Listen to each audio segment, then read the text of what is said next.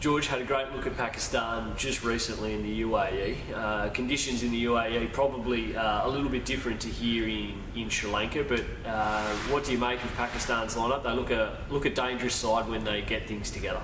Absolutely, yeah. They're full of match winners, and their spin bowling is very, very strong. So there's a couple of things we have to be very wary of.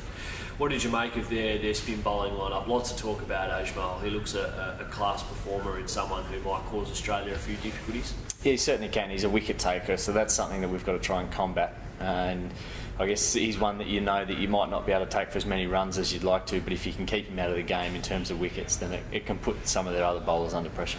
Lots of talk about him, but there are other bowlers in their lineup. Umar Gul, class bowler, if Sohail Tanvir plays, Hafiz, you can't be too Ajmal focused, can you?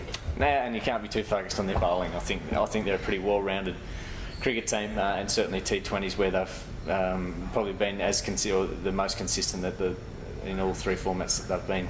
So it's going to be a really tough game, and coming at the back end of this tournament, the wickets will certainly start to probably play more in their favour. As far as Australia goes, what do you think that Australia's strengths are going to be in exploiting the weaknesses that Pakistan's lineup potentially has?